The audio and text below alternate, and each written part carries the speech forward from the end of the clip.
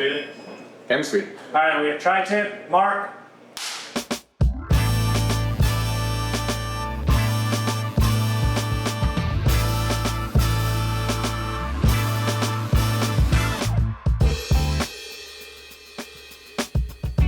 The people from NQ, which is an agency in Chicago, reached out to Two Stories to see if we could do a video content series for them involving a lot of product photography as well as a video series featuring the two chefs at Operation BBQ.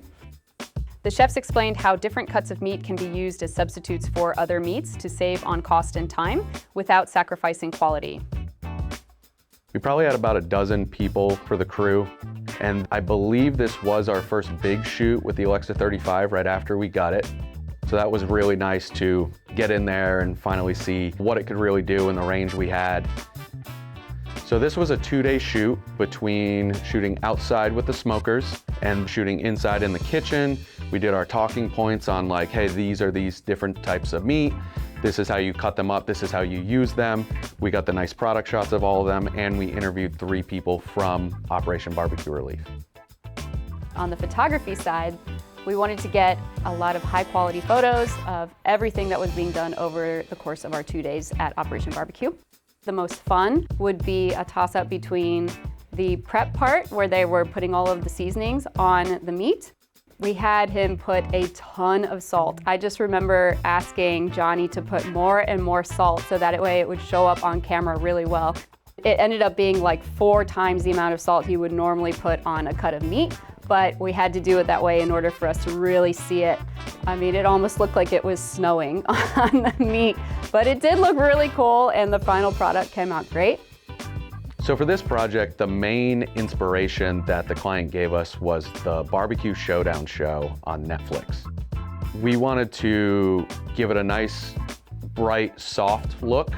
So for that, we actually used our light panel as a nice big overhead light. We then supplemented with 600D for a nice key for our talent.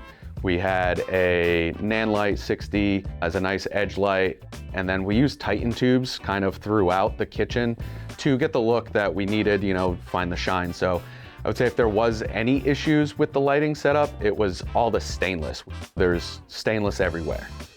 Just getting the reflections right to where they weren't too hot, they weren't in weird places, it didn't look bad. You know, we wanted to have it nice and soft. Some reflections good, but you wanted to manage it. That was probably the trickiest part, but Chris and Max really killed it on this one. They had a great setup and it worked out great. And now we're ready for the smoker. Ryan and I very often will shoot side by side together, him doing video as our director of photography and then me being the photographer. I think we have a good synergy. I usually like to shoot on a longer lens. I can be maybe just a little bit off to the side or a little bit further back from Ryan, so that way I can zoom in and get some really nice depthy shots while he's getting his shots right next to me. So it works out really well for the clients because they can get a really good mix of photo and video at the same time without us having to spend a lot of production time redoing things over and over. So we try to do it like that whenever we can. I do think in the end it works out great for the clients and all of the marketing collateral that they need on their end. Speed. All right, and go ahead. On this one with camera movements, for all the talking points, everything was on a tripod. Just wanted to have everything nice, locked off, steady. Outside of that, when we did our product shots, we busted out the Dana Dolly to get some nice movement. We did a little bit of slow-mo with that. I specifically remember the Thor's hammer and them ripping it apart. We got some of that in slow-mo. So some nice movements on the Dana Dolly for that. And then the other aspect that we brought into it, which was kind of taken from the Barbecue Showdown, was the stuff outside. I ended up going easy rig. So everything was kind of handheld. I could move around very easily. It's stable, but it has that handheld feel to it. It also helped with time. On being outside, we didn't have a ton of time to be outside to get the meats on and off the smoker. So just having that ability to move around freely and quickly really worked in our favor to give it a nice look. I'm Brittany with Two Stories Media. Thanks again for joining us today, you guys. It's been rare to have a conversation this well done.